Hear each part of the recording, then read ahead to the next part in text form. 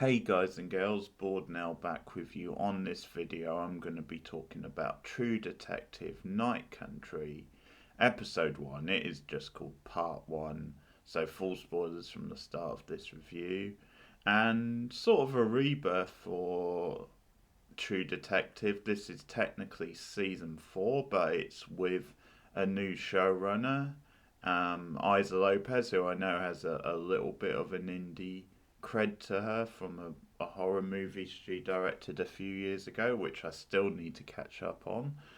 But yeah, the recent seasons of True Detective have had very mixed reviews. Everyone, or most people at least, seem to really love the original series, but then season 2 is was like lambasted.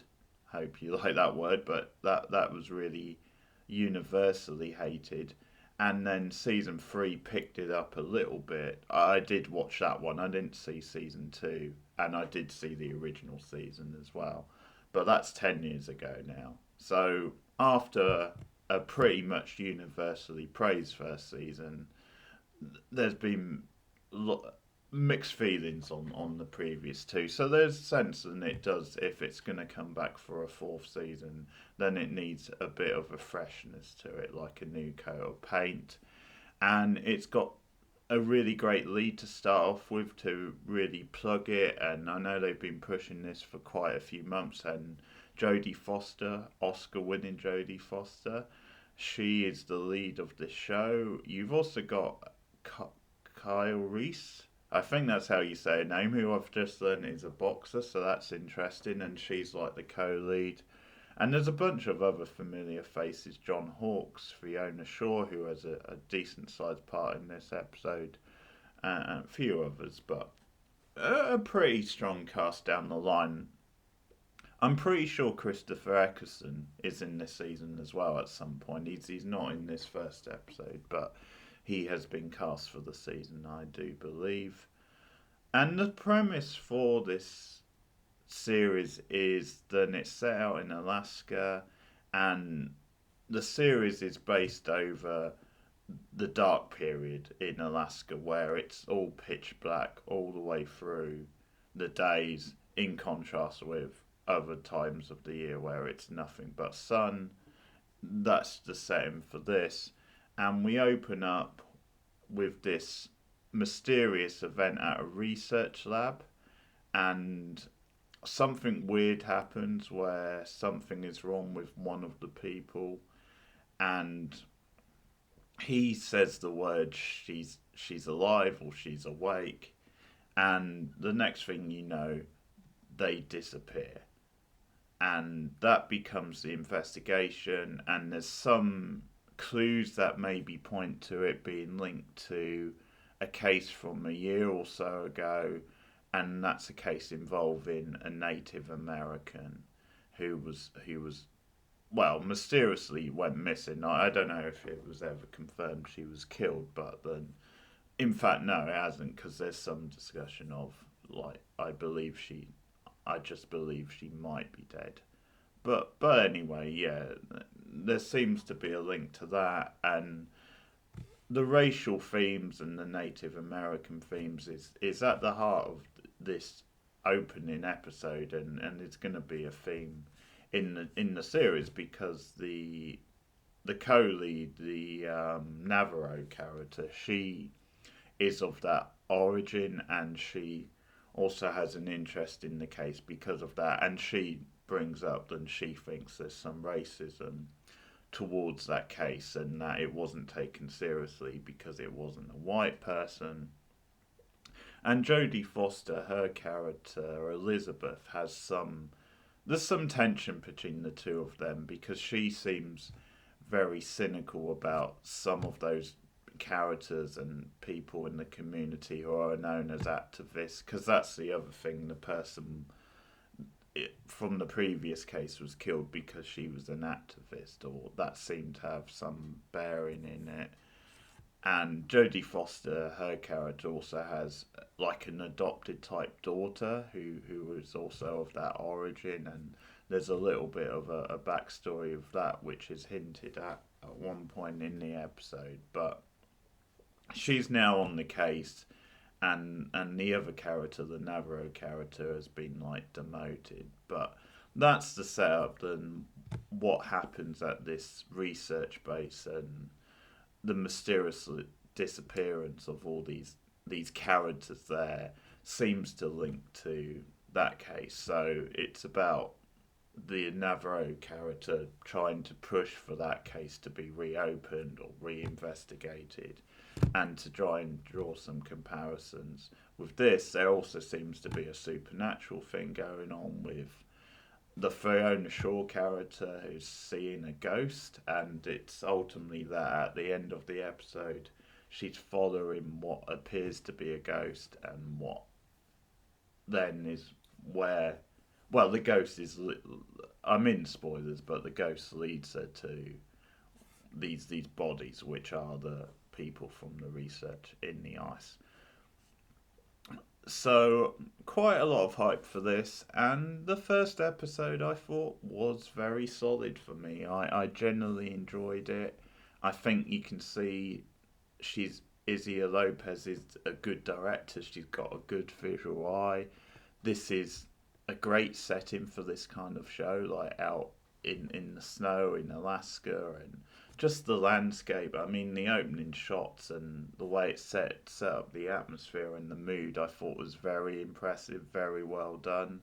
She's got a great visual eye, and it definitely dips into horror a little bit in this opening episode, and I think that's a good direction for this kind of show to go. So that it just doesn't feel like a generic, like, procedural. And there definitely seems to be a sci-fi element to what's going on as well. And I did get strong X-Files vibes, because not just because of the ghost stuff and the supernatural, but also because like them at this like research lab and the mysterious disappearance. Also, there's this thing where there's a message on a whiteboard or something like "we're all gonna die," it says, and that definitely reminds me of certain episodes of the X-Files, like Ice, or well, that other one, but the one which is set in the hotter climate and not, but which is very similar to Ice. But you've definitely had similar things that those episodes have done. And once again, I appreciated that. I did enjoy them. It's mixing what could have been a more typical mundane procedural type show with more genre type stuff. So there's definitely some horror vibes in there. There's definitely some like supernatural vibes in there. And I thought they got a good balance in this opening episode, and just the setup to the episode was very, very strong. I probably have a small complaint that there were too many characters in the episode and too many maybe incidental scenes. I think I forgive it mostly because it's the first episode, and a lot of those characters and side characters at least did seem related to the main two characters somehow. And with it being a TV show, I think maybe you're going to need to give it a bit of time, at least one episode, to set up those characters. And I think with a show like this, also, it's trying to give you like an overview of the town and this sense of this is a community and this is how they're affected by stuff like this going on. Um, so I didn't love all of that stuff, but I would say there was enough of it that I enjoyed, and I just it didn't bother me too much because it is sort of set up as long as they don't overdo it moving forward. But most of that stuff was at least solid, and I also appreciated that there's little touches of humour sort of sprinkled in. That's something was quite nicely done, because there's quite a funny moment with the Jodie Foster character where she's like talking about her fantasy football league, because like her younger sort of deputy is like sarcastic saying, "What's that? An update on Tinder?" And you've got the stuff with the Ferris Bueller scene in that research lab at the start, where that it's the famous scene of him singing on the float, and it's just repeated on a loop. And I know there's a question mark of why it just seemed to be that scene and how it seemed to have been going on for ages, because even when they get there to investigate, it's still on. And that's another lighter moment because the Jodie Foster character trying to find the cord and get it shut off because it's really annoying her. She wants to focus. And but I don't know. I mean, again, supernatural stuff maybe, or maybe it's just then the DVD has got damaged or something, so it's just looping, something like that. It's not a massive deal, but that is another quirky scene. So although a lot of this first episode is played reasonably straight, and then you've got some supernatural stuff, and there are lighter moments like that. There's some good banter between the Elizabeth character and John Hawkes, who his character who also works at the thing. How he's a little bit like hopping between relationships because like at one point this local town drunk who she arrests, Elizabeth arrests. It's brought up that he seems to have a thing going with her, and then it's revealed he's got a mail order bride. I guess that's the right term, but who he's planning on marrying. So the little moments of humour, which weren't overdone, but they're sprinkled in, I did appreciate because it's like a lighter touch. And I think there's also like some intrigue with the Native American angle, not just because like to do with the case, but I think also the stuff with the adopted daughter is intriguing as well because it seems to say on the face of it, the Elizabeth character has had enough of a lot of this stuff and the politics around it, and the way she's set up is it's a very hard nosed, direct character. Once again, it's this kind of very meaty role for this like big Hollywood actress where she really flexes her muscles, and you just see how ruthless she is in the scene where she arrests that town drunk Stacy, which again is stuff I don't mind too much. Like it's maybe a bit overdone in the episode, but I quite like then you get to know the town and you get this stuff set up, and as I said, we'll see how it goes moving on, and some of it I'm assuming or linked to the case a little bit, but because it felt like character beats and it was linked to the different characters. But as I was saying, the point I was making is the stuff with the adopted daughter is intriguing just because of what we get to know about Elizabeth in this. And I think that's actually a smart like twist because she seems to be a little bit negative towards like the Native American culture or certainly some of the politics, then it just adds like a layer of intrigue. Then she's got this adopted daughter, and it it just means then maybe she's overly critical of the daughter than she needs to be, or than just having that person in her life. And I think part of it could be is that she feels guilty for like dropping the case and not solving it originally.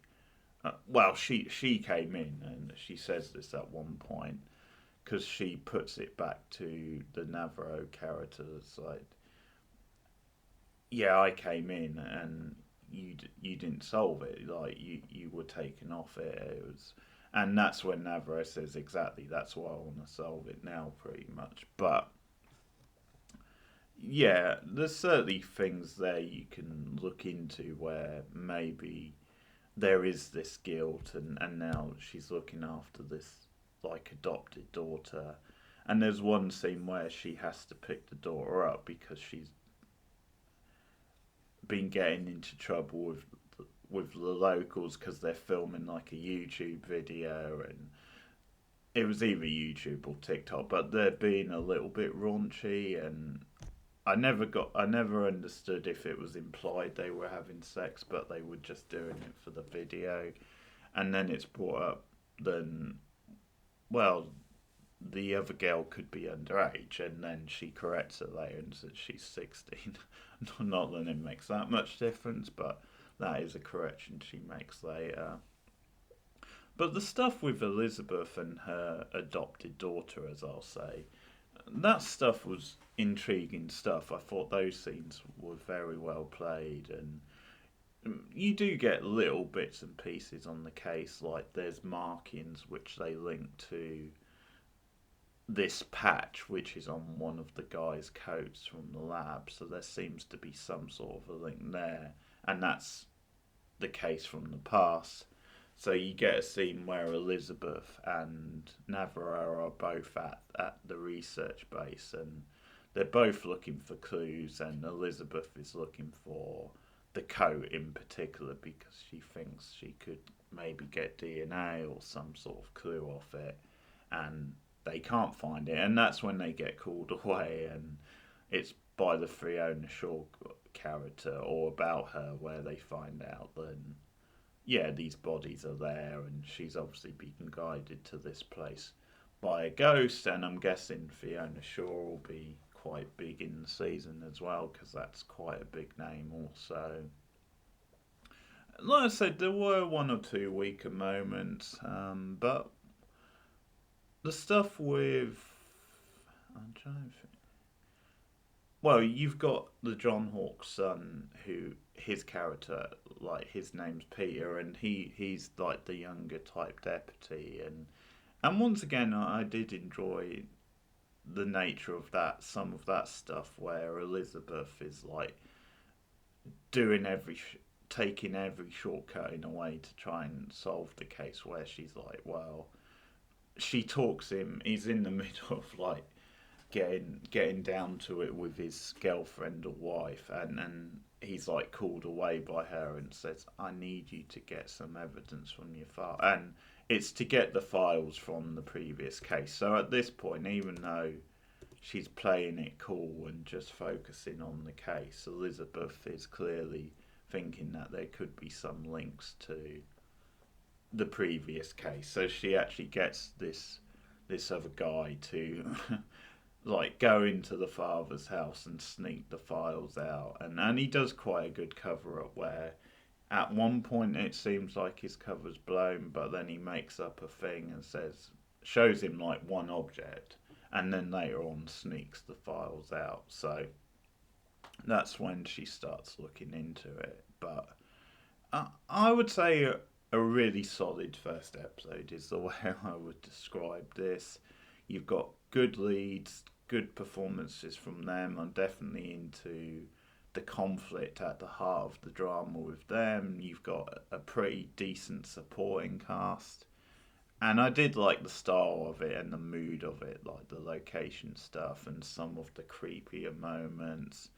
And as I said, there were maybe too many characters and too many like incidental scenes, but I think overall for a first episode, they got a good mix of things. Like it didn't feel like there was like too many things going on, or I think a lot of that because it was just character stuff and it's the first episode, then I just excuse it because of that. If it goes on like that, then it maybe become a bit more of a problem. But at the moment, it's just a bit of a nitpick, and there's some decent music as well. The opening theme maybe not so great, but some other good bits of music throughout the episode that really set a nice mood. So overall, it's off to a good start, and I'm looking forward to next week's episode. So that's True Detective North, or Night Country, I should say, episode 1.